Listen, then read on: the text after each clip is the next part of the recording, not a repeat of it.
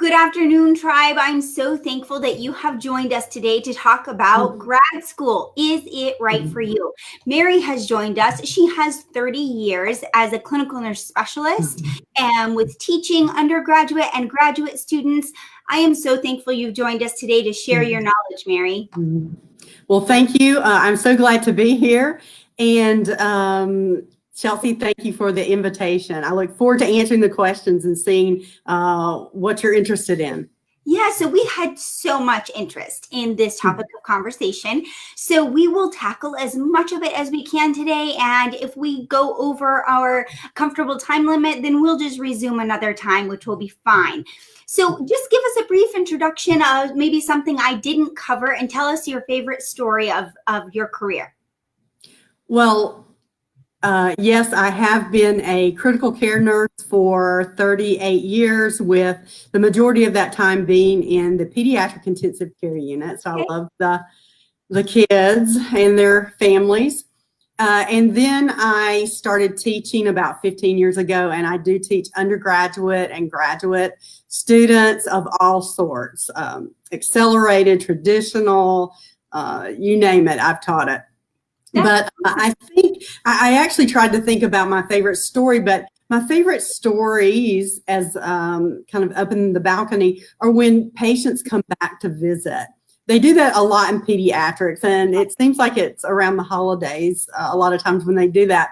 But their families bring them back to the unit to show the nurses, you know, how well their child is doing. So anytime that I can see someone progress out of the ICU and do well, and sometimes I've actually received invitations to graduations, high school graduations from patients. So I think it's that, you know, so many times we don't know what happens to our children, you know, when I say our, because that's the way we feel, but when they leave the unit, and so to see them come back and to know that they're doing well, it's great. I agree. I didn't realize that you had a background in PICU as well. I did 13 years at the bedside with PICU. Yes. Love that population so much. So several nurses or students asked about when is the right time to go back to school. Some say to go right back after you've graduated, get back into your master's program. And some say get some experience before you go back. What's your take on that? The bottom line, you have to look at what's right for you. It's an individual decision because no one knows what your life is like. What is your job like? Are you working night shift and the classes are during the day? Are you do you have family responsibilities? Would it be better for you to go part-time versus full-time? So keep that in mind of what is right for you. I went part-time a lot of the time because I worked full-time as a that PICU nurse, and the school was right across the street, and I could go back in the day when we actually, you know, went to class, and a lot of it wasn't online, but I could do that. But sometimes I'd have to take a term off and take a breather. So you know whether part-time, full-time, know your responsibilities at work, know your responsibilities at home, and know how supportive those surrounding you are. I mean, if they're not supportive of you going back to school, maybe that's not the right time. So what about the schools? Do they require, so for instance, nurse practitioner, do they require or want you to have some bedside experience before you go back?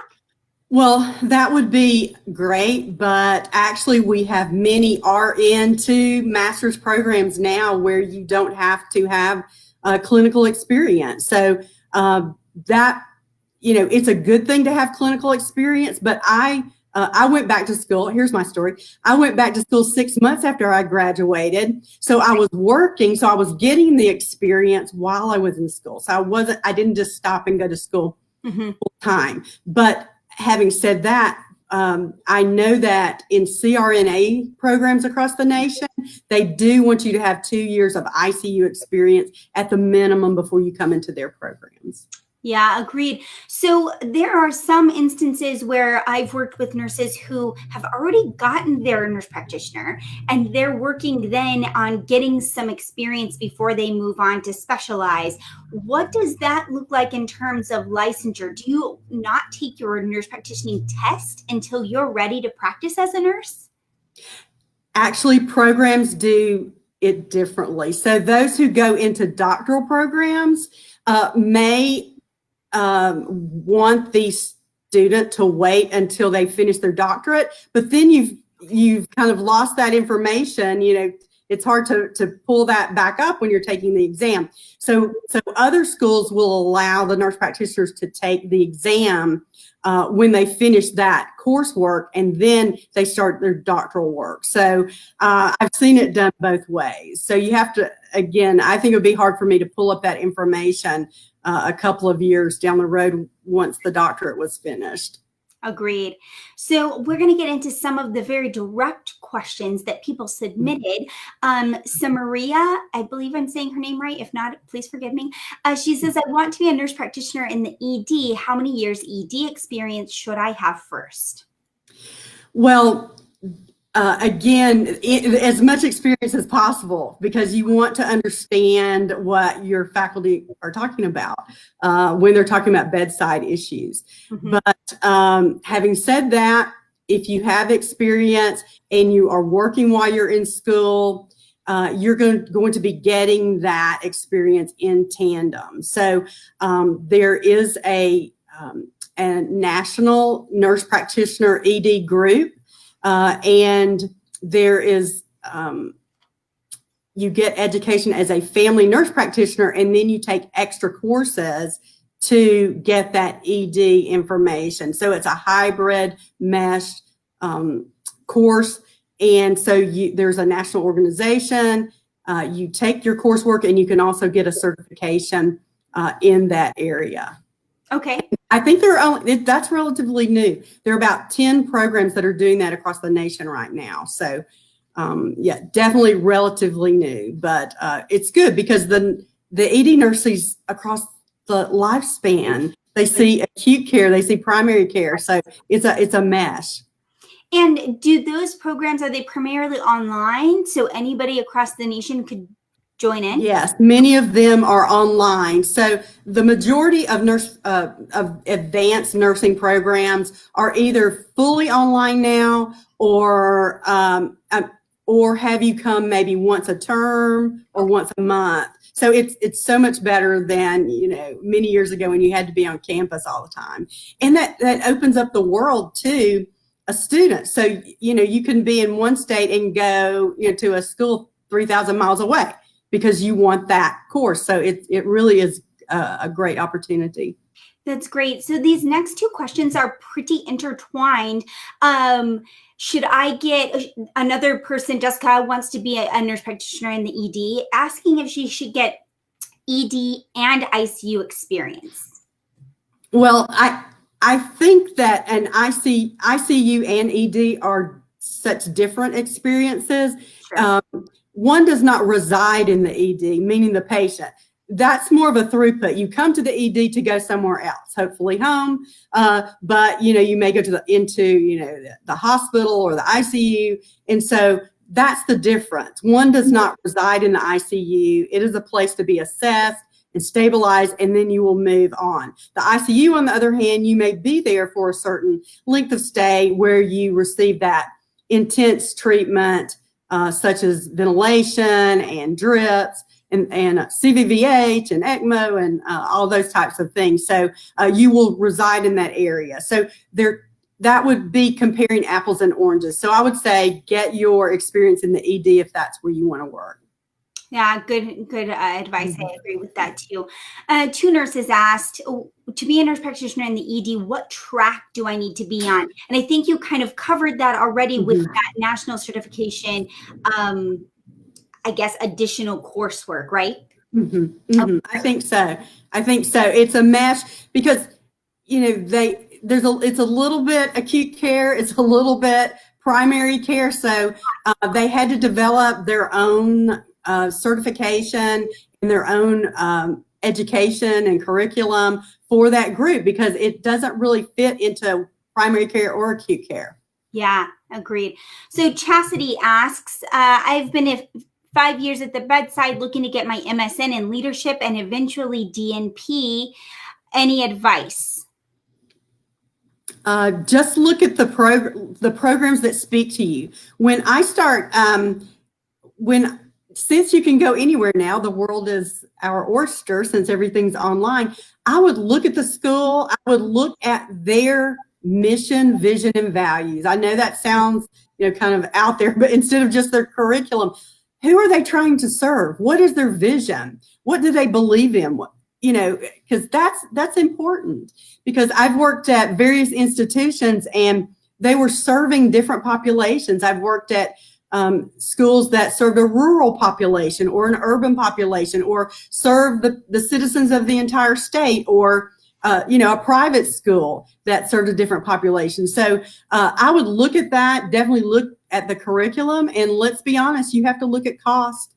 You have to look at cost, and some schools don't charge out-of-state tuition.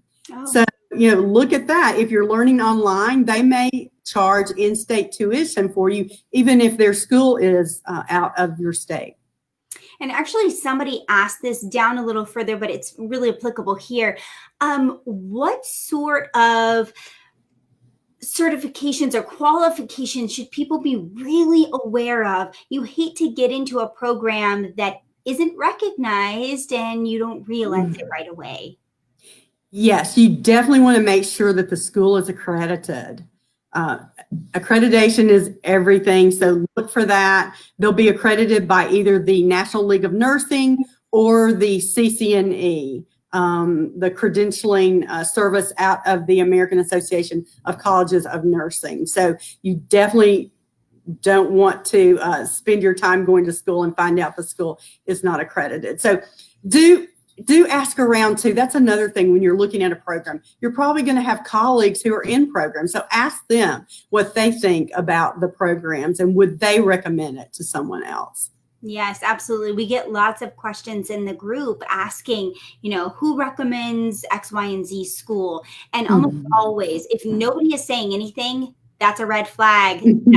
Probably so. Enough, Okay, so Courtney asked, what if my GPA is less than 3.0? Can I still get into grad school? Okay, so you have, absolutely. So you have two options. Number one, you may want to retake some of the courses that maybe you didn't do so well in. Additionally, I would focus on the science courses.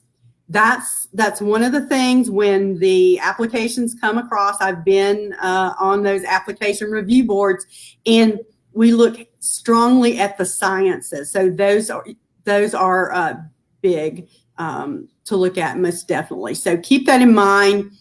Think about retaking those courses if you can to get that GPA. Having said that, every school I've ever taught at allows students to come in on probation. And so they may allow a student to come in for 9 to 12 hours to see if they can keep a B average, because that's what you need in graduate school. So some schools may allow students to come in, and so just take those courses and do well on them and keep a B average. Okay, great. So when we got a question about this actually last week in the group. A student asked, okay, so should I take a retake on this course? Does that look bad? And from my personal perspective, it would look better than your D or your C to have an A or a B. So the answer to me seemed kind of, well, no, it's not going to look bad. It's going to look better. Do you have a different perspective? No, it definitely will look better. The only thing that would be a red flag is if we saw that someone took the course 3 or 4 times. Oh, yeah. Yeah, it's like, how many times did someone have to take it to be successful? And that would be a red flag. Having taken it a second time to pull up that GPA would be, I think, it would make good sense. It would show that you had good judgment. Okay, so Elizabeth, I see your question about what should you be looking at. Mary covered that accreditation and the morals, values, and vision of the school. So if you have that, just rewind it in a little bit. But she also asked, does name recognition, attending a well-known school, does it matter? It may, and does that matter to your employer? Or does that matter to, does that matter when you're trying to get into a doctoral program? So I would, we don't look at name recognition. We look at grades and such, grades, sometimes GRE. Some schools have done away with the GRE, so just know that if that's keeping you from going to graduate school. We look at interviews with the applicants. We might look at writing of the applicants. Sometimes an essay might be written about what's the motivation to come to school. So at that point, we can assess the motivation. Plus, are you articulate? Can you communicate well? So get that essay reviewed and your grammar on point, right? Mm-hmm. Yes. Use your resources. Don't just write it on a whim and submit it. Okay. Exactly. Maria asked, my GPA is a 3.7. My GRE score isn't the best. I think you just covered that. Yes. Maybe look at a different school. Yes, you could get in on probation. Additionally, some schools don't use GREs. If you can't get in with your GRE, then there are schools that don't have GREs anymore. So maybe that would be your option. Awesome. Caitlin says, I want to get my nurse practitioner, but will FNP require an MSN or DPN in the near future? Okay. So this has been a long trajectory. Right. It started in, I think, 2004 of the discussion about the Doctor of Nursing Practice, right, the DNP. And so, yes, by 2025, the powers that be say that nurse practitioners will need a Doctor of Nursing Practice, a DNP, to graduate. Okay. Having said that, they said the same thing about the year 2020, and that still hasn't happened. So there are employers who will still employ nurse practitioners with master's degrees. There are still programs teaching at the master's level. If you go ahead and get your master's of science in nursing, your nurse practitioner at the master's level, then you can always go back and get your DNP should you want to. Some people don't think it's worth their while. Let's say that they're nearing the end of their nursing career. It doesn't make sense for them to go back and get a doctorate at that point. So you can always go back and get that doctorate should you decide to get a master's only. Okay, this is going to fall right in line here. Christy asked, I'm 52 and making just under 6 figures. Will it be worth it for me to go continue to get my graduate? Well, that's a good question. If it depends which degree you get, you might. I know I'm in the Southeast, and nurse practitioners are being paid very well here. So if you chose a nurse practitioner master's, CRNAs, of course, are paid well. Other degrees may be comparable to. I know some bedside nurses when I was a CNS who they were making more than I did when I was working as a clinical nurse specialist. So keep those things in mind. Keep in mind the cost of the education. Right. But schools are actually, have really nice scholarships, and maybe your employer does. When I went to school, my employer paid so much a term, and actually that's how I got my master's degree and my doctorate. And probably one of the reasons I went part-time was they would pay so much, so I would go as much as they would pay for. And so I finally ended up with my degree. So yes, see if your employer has some tuition reimbursement. Smart. Yeah, use your resources. Pam asked if you have any nursing informatics degree programs that you would recommend. Well, I don't want to, I can talk with them offline about that, but I do have a dear friend who is a superstar. She writes a journal article for a national journal, a column, and she went to Duke's program, and she highly recommends that the Duke informatics program. So, I'm not here to do a commercial, but I know her, and she is excellent, and she has highly recommended that program to me and others. That's great. And that's just, an area for her to go ahead and research. There is there's a Q&A with a nursing informaticist, and she was super informative. She is super willing to talk to anybody who wants to reach out to her. So if you're interested, Pam, look in the unit section and you can see those, or look on our YouTube channel to reference back that. So great question. And thank you for your input, Mary. So Ty says that he's interested in a CRNA program as a second degree. His first degree, his GPA was poor. Doesn't specify what poor is in his opinion, but nursing is my second degree. How will my first degree be looked at in a grad school program? So if the first degree was not in nursing, and I'm assuming that's, we really have not taken those types of degrees in, because I have taught in accelerated programs and second degree programs, and we really look at the sciences. Right. We will take, we'll put the GPA in because it's usually on a spreadsheet, but we will take the sciences separately and pull those out and look at them. Those are the most important, but definitely get that GPA up if you're interested in a CRNA program, because they are very competitive. Great. Good insight. Okay, so a couple nurses mentioned wanting to get their MSN or MPH. What career choices are available with those degrees? Well, I think we're living that right now with the COVID pandemic. Wouldn't it be wonderful to have many more nurses educated with their Masters of Public Health right now? And so health departments, any kind of public health. I'm thinking health department. And in statistics, there's a lot of statistics in those MPH programs, and so potentially, working in statistics in School of Nursing. We need those all the time for folks to help us with our statistics. So that might be an option. Oh, interesting. I didn't realize that. That's great. Amber asked, does it matter what university I go to? Does it matter if they were in person or completely online? So we talked a little bit about that initial part of the question already. But do you look at whether it's a completely online program versus some face-to-face? No, because there are top tier academic institutions that do fully online that anyone would be proud to go to. So no, we don't look at that.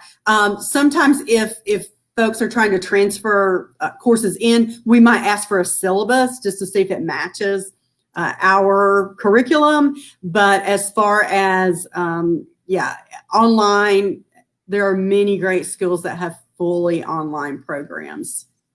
And it just makes them so much more marketable and available to so many working people. Exactly. So Ivan asked, she said she's heard of some schools like WGU that are looked down upon when they're being used for the RN to BSN programs, specifically continuing on to CRNA. How do you recommend people research on the back end for their future? Yeah, I think it is that mission, vision, and values. Is this school a for-profit school? Are they trying to make a profit? And it will say, because I have looked at these myself, when students have sent in materials, do they state up front, we are for-profit versus a nonprofit school, a school that is trying to provide the education without making a profit. Schools have to make money to survive, but are they trying to make a profit off of the students? I think that for me would be a red flag. Okay, good input. Thank you. Tisha says, what are some RN to MSN program options? I'm thinking, does that mean online or in person? The majority of schools now, I've been at a few, and they all have the fully online option or an option where the students come. I've usually seen once a term, so Okay. very nice for someone who works. And of course, the classes aren't always synchronous, so you don't always have to be sitting there with your class at the same time. You might want to pick an asynchronous program where you can do your work when you can do your work. Depending, it doesn't matter which shift you work, and so you can do it when you get to it. So an asynchronous program versus one where the whole class has to be sitting there at the same time, I think I would look for that maybe. That's so smart. Do you have a couple of those that you recommend or that you can speak highly of? It's okay if you don't. UAB definitely has an fully online program. OHSU, the Oregon Health and Sciences University, has a fully online program. So I've worked at both of those schools, and I would say, and taught in a little in both of those programs from time to time. So those would be excellent choices. Okay, great. So this next question is big. So we're going to try and break it up a little bit. Several nurses asked what were the pros and cons of the various different master's programs. So let's just take it one at a time in terms of MSN. What do you see are pros and cons and maybe some job opportunities for that specific master's level?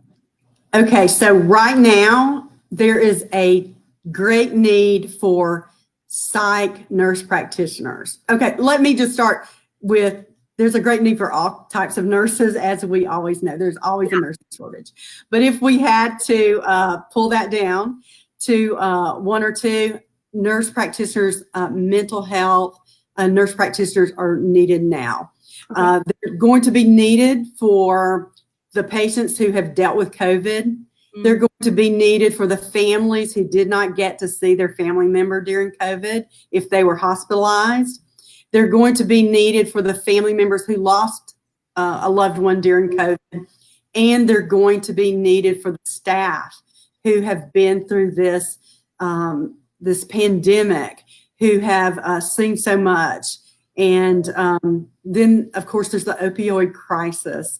And then there's just mental health in general, where we already had a shortage of this type of nurse practitioner. So I would say you will be able to find a job there.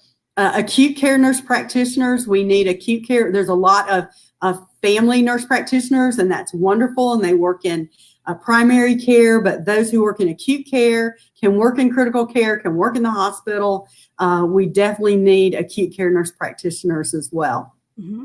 So there'll always be a job for a nurse prepared at the advanced level. And those that are prepared at the advanced level in terms of acute care nurse practitioners, they can also work as a family nurse practitioner. Is that correct? Actually, there are two bodies of education. Okay. So there's family nurse practitioner education, and there's acute care nurse practitioner education, and there's two different certification exams. So they would have to take one or the other. Okay. So you could retest if you wanted to switch. You would actually have to take the education for the other one as well. Good. So the family nurse practitioners who are being asked by their employer to do some acute care across the continuum. And so they've had to go back to school, take that extra education, and get that second certification. Wow, that's yes, you have to work according to your education and according to the certification that you hold. Yes, absolutely. So what would a DNP, what are those job opportunities like? Okay, so let me start with a clarification. There are two, I guess, groups of advanced nurses. So there's one group they call advanced practice nurses, and those are your clinical nurse specialists, nurse midwives, your nurse anesthetists, and your nurse practitioners. Then you have a second set. It's not bad. It's not worse. It's just different. It's a different group. They're not the advanced practice nurses, but they have advanced nursing knowledge. And they are those nurse informaticists, the nurse administrators, the nurse educators, nurses who have advanced knowledge in health policy or quality improvement. And so it's just two different groupings. And so right now, the nurses who can get a DNP, a Doctor of Nursing Practice, are the four in that first group, the advanced practice RNs, and the health policy, the health outcomes nurse practitioners. There's a DNP for that. And I know that there is some conversation about that being I think nurse anestheticists, administrators can also get that, the DNP designation. So in both of those groups, there are several that can obtain the Doctor of Nursing Practice degree following that. That's good information. I love learning. I swear, I learn new every time I do a Q&A. It's so awesome.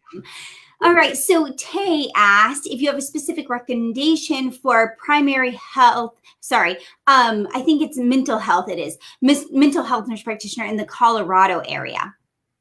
Well, I would start with the University of Colorado, definitely. They're in right outside of Denver, right outside the huge medical center campus there would be a great place to start. They are a top school of nursing. Okay, great. Beth asked, what are the basic requirements for BSN to DNP admission?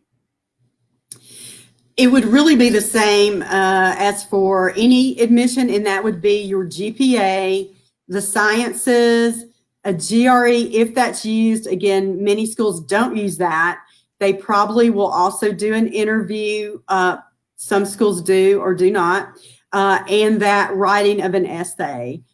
Some schools do or do not do that. So all of those things together will make up an admission packet. And then she also asked, how long are most programs? For the BSN to DNP, that will probably take 3.5 years. And that also depends on how much you're putting in, right? If you're doing a part-time program, so 3.5 years is full-time coursework, right? Yeah, 3 to 3.5 years to do full-time. But if you want to do part-time, I am full example of, I went part-time for many years and I got my master's and my PhD and still work full-time. So it can be done. All right. That's great.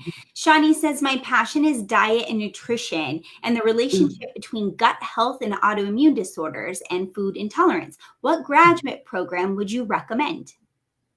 Well, you could actually do any of those programs, but make your papers, make your work, make everything you do focus on that topic. Yeah. And so whether you're taking nursing theory, you can select a nurse theorist who is about, and I'm thinking Florence Nightingale, who's about those things, who's about the environment, who's about food and health and those types of things. So you can choose any program and focus all your coursework when you take them. Every time you get an assignment, I did this when I was working in the PICU. Every time that my instructors gave me an assignment, I made sure I could use it in what I was passionate about, and that was PICU. Additionally, I might suggest to you to join the Holistic Nurses Association. So they have a lot of resources that they have a certification that you might obtain. And many, many resources. They have a national annual conference. So that might be something you want to look into. Yeah, that's great. So Ty asked, how do I make myself more marketable for a CRNA program? It's all about the grades. It's really in CRNA, and it's especially about those science grades. That's what they're going to be looking at. And I have been in programs where everyone, I mean, there's no one who has a GPA that's lower than a 3.5. I mean, everyone who's accepted many times is up around a 3.8. Yeah. So out of a 4-point scale. So it seriously is the GPA and especially the science grades. Yeah. And CRNA schools, do they also do the interview and the letter, or excuse me, the essay and those sorts of things as well? Yes. But they Yes. highly weigh their admissions on GPA. Yes. Okay. Mhm. Mason asked, any ideas of programs to pay for grad school? Any scholarship opportunities or anything like that that you know of? One that just hits me is the nurse educator. There is a national nurse educator scholarship because they're wanting and needing folks to go into nursing education to teach our newest nurses. So definitely there is a national nurse faculty loan program for those, but do contact the schools that you are thinking about going to. They may have scholarships. Additionally, there are all types of scholarships out there to be had. To look, so contact the financial aid office at the school that you're interested in going to, and the program. The programs will know. Many times there are donors who give money to certain programs just for nurses. So yeah, don't think. I'm just going to say there are funds out there. So keep digging for those, but also see what your employer may do to keep you on. When I did receive my tuition reimbursement, every time I was reimbursed toward a degree, I would have to stay so much longer. So that's a great way to retain nurses. So 6 months more, a year more, but that was fine. I was getting my education paid for. So you may work out some type of agreement with them. Absolutely. Yeah, that's great too. So Connie asked, how do you balance working full-time and going to a grad school program, which you already touched on? Do you have anything that you'd like to add in terms of taking some coursework off and spreading out your classes? Anything you want to add to that? Yes, it worked for me. I needed to work full time, so going part time, taking care of yourself is a big thing. It's hard enough as a nurse to take care of yourself. So to add this extra coursework on top of that, and so that's why I did. I needed to work full time, and so I would take 1 or 2 classes a term. And actually, there were a couple of times because I did work from my bachelor's all the way to my PhD, that I would take off a term and just take care of myself and say, I'm just going to work. And so I did that a couple of times. And you'll want to check with your school to see if they allow that, because there's one thing, sometimes courses are only taught 1 time a year in a graduate program. So you don't want to have a problem with getting a course you need and having to wait another year. So check on that as well and see what the program that you're looking at offers. Yeah, that's great input. So we get a lot of questions in the Tri-Barian group specifically asking about nurse practitioner clinicals, or maybe I shouldn't say nurse practitioner specifically, but grad school clinicals. Do you have any input? I know students can be responsible for setting them up themselves versus grad schools who are responsible for setting those up for you. Some nurses prefer to set them up themselves because they know of someone that would be a great teacher. What's your take on that, and do you have suggestions? Well, first off, yes, nurse practitioners, CNSs, nurse midwives have to have 500 clinical hours. And so actually, as far as me being a faculty person, I would love for someone to find their clinical placement, because it's very hard.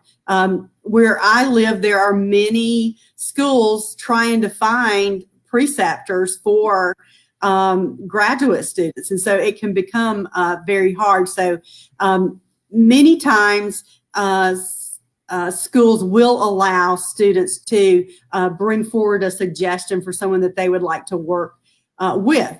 Okay. On the other hand, should students not know someone or have someone they want to work with, the school usually can make suggestions, because they know those who do a good job and who have volunteered before in their area. Yeah, I have some websites that different other people in the Tribarian group have shared that are helpful for creating those bonds and those relationships if your spouse doesn't have ideas. So I'll be sure and put those here in the notes as well. So we don't have any more questions coming through, and you actually got through those questions really quickly.